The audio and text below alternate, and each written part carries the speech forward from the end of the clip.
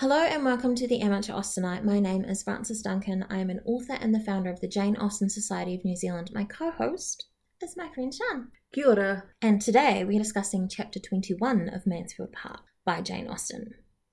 In chapter 21, things are getting back to normal and being a little bit boring. Fanny kind of likes that they're boring. Edmund misses Miss Crawford, but is saying that it's the whole Parsonage family that he misses. Sir Thomas goes to Maria and says, "Are you sure you want to marry Rushworth? Because he's a bit of a dope." And she says, "He's great. Totally going to marry him. Nothing to do with revenge at all." So they push through the marriage really quickly. Then she and Julia go off on the marriage trip. Which was quite common in those days. A new wife would take a close family member for company and support. When Jane Austen's own parents got married, they took a small boy with them when they went on their travels. And when their cousins, the Knights, got married, they picked up Edward, Jane's brother, who they later adopted. So he went on their wedding trip with them. It's interesting that the chapter feels introductory again. At the start, I'm like, was this the chapter that we just read? Because it talks again about Sir Thomas's return and the changes that he's made.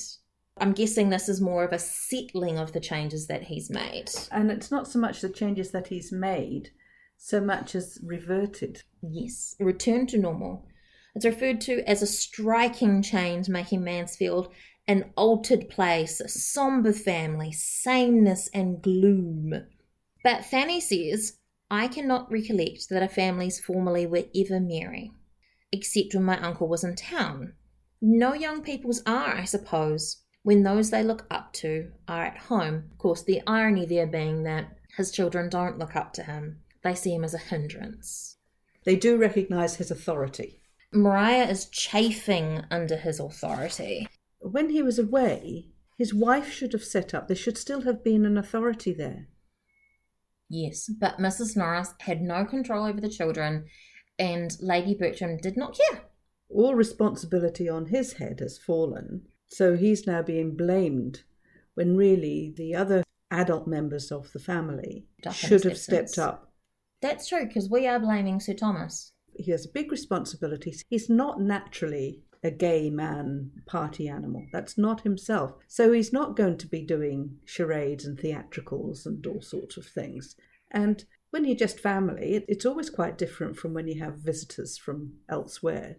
And let's be honest, it wasn't just the Crawfords they had Mr. Yates. Mr. Yates. Tom would be bringing in other odds and sods now and again, or certainly he was having a great fine time. We don't hear about Tom leaving at this point, but it's also unusual for Tom to be home. They've contracted the family circle down to the Bertrams and the Rushworths.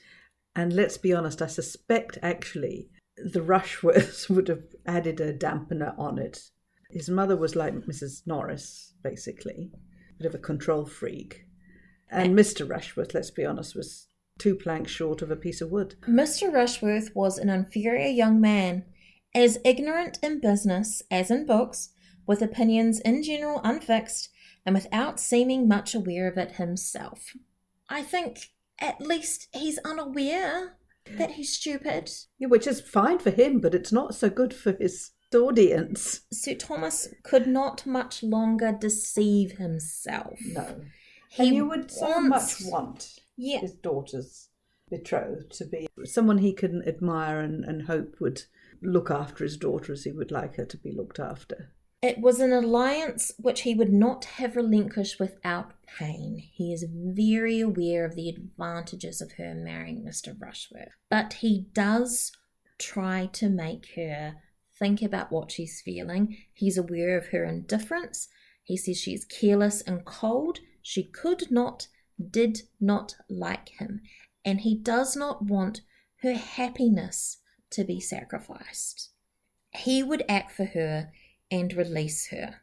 And that actually is saying a huge amount, because it isn't just the letting go of a fortune. To actually back out of an engagement was a major thing in those days, because the fact you were engaged, you're not just courting, but actually engaged, gives you a lot more license. And to choose to break that tends to say something about the parties involved. Not just you can't get on. Is there something more? It was a very shameful thing to break an engagement, and the repercussions on Mariah would have been quite severe as well. Though definitely not as severe as what ended up happening. No party realised that at that stage. And at that point, Sir Thomas had no reason to know anything about Henry Crawford. He'd not seen her with Henry Crawford. He reasons to himself that because she's not in love with Mr. Rushworth, she'll be more attached to her own family. She'll come visiting all the time, and they will have amiable and innocent enjoyments, completely unaware that to Mariah, the liberty which his absence had given was now become an absolute necessity. She is going to do everything to distance herself from her family. Well, she's going to do everything she can to actually get out there and have a bit of fun. And she thinks that once I'm a married woman, I have a lot more liberty. And I have money of my own. Rushworth enjoys parties. I can enjoy parties. She pledged herself anew to Southerton in proud resolve, seeking for all the comfort that pride and self-revenge could give. She wanted to find consolation in fortune and consequence, bustle and the world for her wounded spirit. Plans for the wedding are very rushed. Ordinarily, in preparation for a wedding, you get a whole new wardrobe, which is a true something. We call it a trousseau now, which of course is French. Wouldn't have been called a trousseau in those days. She would have got a whole new wardrobe. Generally, the men also got a new carriage so that the lady would not be seen in an old carriage. That's right. And that's commented on in this chapter that he's seen in the same carriage that he's been in for the last 12 months. But she wants to go to London and pick her own carriage and her own furniture because often they would refurnish the house to the new lady's style. I had missed the fact that Mrs. Rushworth had actually left. She had left the house. She retires. To Bath. Whereas when I was thinking of it, I thought that she would have been, living with them, and actually another thing negative for Mariah to think about was she was going to be dominated by this mother-in-law. But in fact, the mother-in-law saying, great, I can go off and do my own thing. We could have assumed that Southerton has a dowager house, so she might have moved to the dowager house. It means that she would have been still within the park. But she's gone to Bath. But she has. She's made it quite clear that she's, retiring from the duties. Yes, she's the dowager, but she's not going to hang around, and she's leaving everything for Mariah to do, which, of course, on the one hand, you could argue was not a good thing, but on the other hand, was actually a very positive thing. If Mariah had been a stronger character, she could have done something with Mr. Rushworth. And made this marriage work. And made the marriage work. Everyone wants to feel emotional about the wedding, but nobody really does, which is a really funny picture. Her mother stood with salts in her hands, expecting to be agitated. Her aunt tried to cry.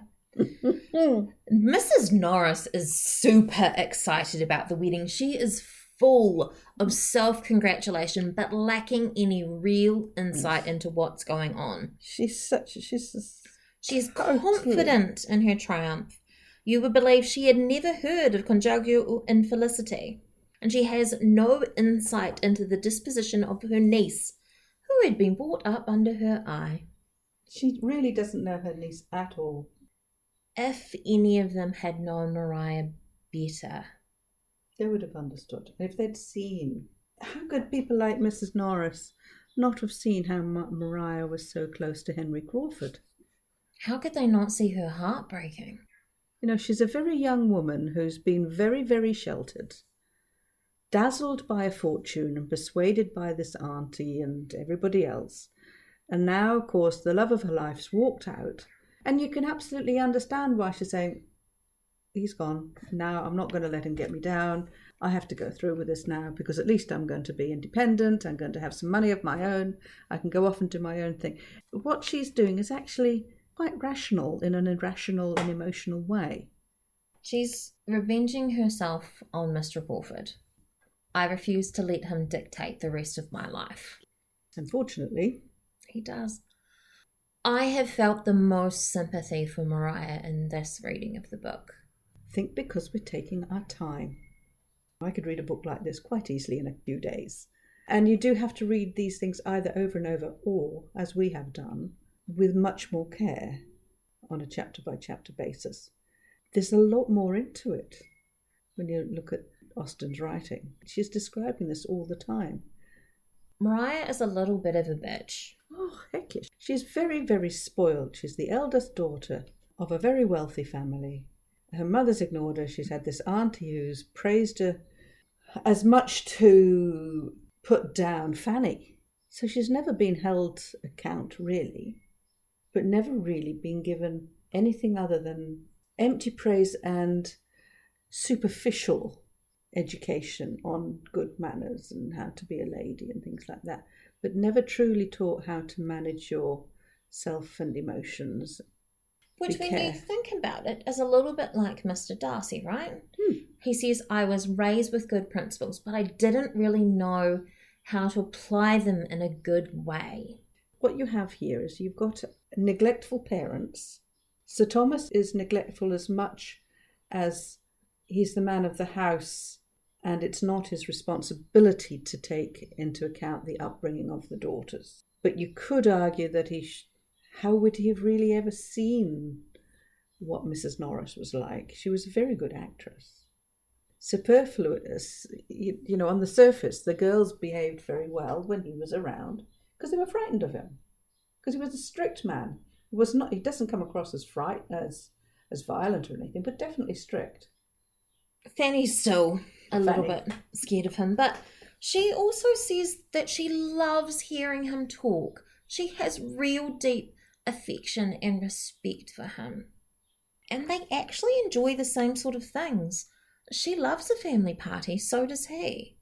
She says, I suppose I am graver than other people. As Edmund is trying to argue that the Crawfords should be included because they're super important to our family. No, sorry, not the Crawfords. The Grants should be included because they're important to our family. But what he really means is Miss Crawford, because I miss my girlfriend. Oh, why is she not Edward here? is so oblivious to what he's saying, isn't he? And then to go on that Mary's saying how lovely Fanny is and him saying how lovely Fanny is, and which she could really enjoy if it wasn't for the fact he's only saying it because Miss Crawford said it. It's like, oh. Miss Crawford says that Fanny seems almost as fearful of notice and praise as other women were of neglect. Miss Crawford, she is also a keen observer. What brings this topic up, though, is Edmund teasing Fanny and saying that go to your uncle to ask for compliments and you will hear compliments enough. And though they may be chiefly on your person, trust to his seeing as much beauty of mind in time. Your uncle thinks you very pretty, and then he calls her dear Fanny. And she is distressed by more feelings than he was aware of. How awful to have the man that you're in love with tell you that you're pretty, when he's talking about someone else thinking that you're pretty rather than, I think you're pretty. And we get the one mention of the slave trade in this book. A lot has been made about the slave trade in relation to Mansfield. There are a lot of theories floating around about it. This is the only time that it's actually explicitly mentioned. We do not get to hear the conversation that goes on. All we know is that Fanny asked her uncle a question about it.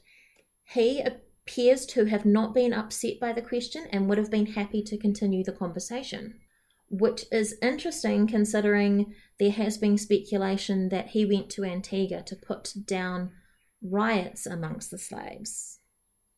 Surely then he would be quite uncomfortable discussing the slave trade with her.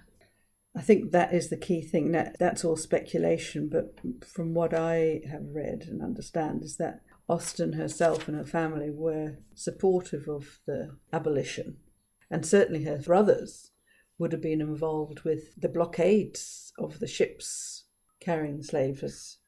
They would have been very involved with all of the anti-slave trade.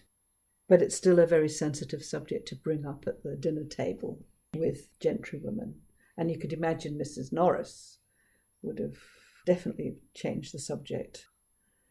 And Mrs. Norris it has been theorised, named after a quite well-known slave trader. And as we know, Austen did use names from characters of her time. And there is a some evidence to indicate that it was used to illustrate the characters that were given those names. And Mrs. Norris certainly treats Fanny like a slave. So Thomas comes home. Mr. Yates and the Grants and the Crawfords are sort of kicked out of the family. Well, they're not kicked out. He doesn't actually kick them out. He just makes it perfectly obvious that he's... Well, I think actually, if you were staying with friends and the family patriarch came home after being away for 18 months, wouldn't you want to give them family time? Yeah. If you, like Maria, you would see it, your perception is, of course, is that he's kicked them out, but actually he's not done anything with the court. Even with Mr. Yates, he was incredibly polite. He was so kind. So within these 2 chapters, right, at the end of this chapter, Julia and Maria also leave, a further contraction to the family circle. And I imagine Tom's not going to hang around long.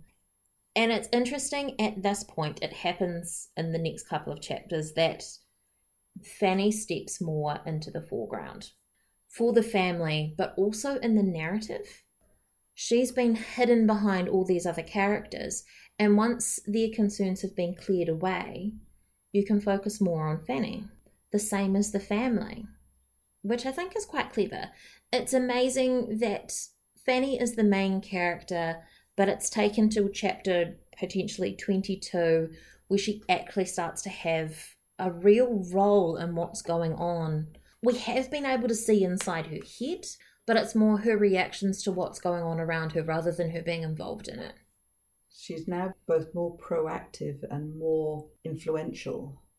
As this will be released on New Year's Day, we will tell you our plans for 2022. The next book we will be reading after Mansfield Park will be Lady Susan. Surprisingly, this was chosen by the Jane Austen Society of New Zealand to be the next book that we study. I would have thought Mansfield Park and Lady Susan, which are my 2 favourites, would be right down the bottom of everybody else's list. But after the 2 most popular, which are Persuasion and Pride and Prejudice, these were the next ones that were chosen. So it should be a very interesting year. Lady Susan is quite a controversial character and I adore her. The book is written in letters, so it can be quite hard to get into, particularly because the first 2 letters, for example, are both written by Lady Susan, but with entirely different voices. Yes. They're quite clever. So that will be a fun one to do. And we might need to do some other little things because that's only 41 episodes. There's either 40 or 41 letters, and then there's the end that ties everything up. If you have any suggestions of what you'd like us to do in 2022, please let us know, and we could do anything. Yeah. Politely, that is. Let us know. And that is our summary of chapter 21 of Mansfield Park by Jane Austen. My name is Frances Duncan. You can find me at francesduncanwrites.com and on Twitter at Frances_Duncan. Thank you for listening. We wish you Happy New Year and happy reading.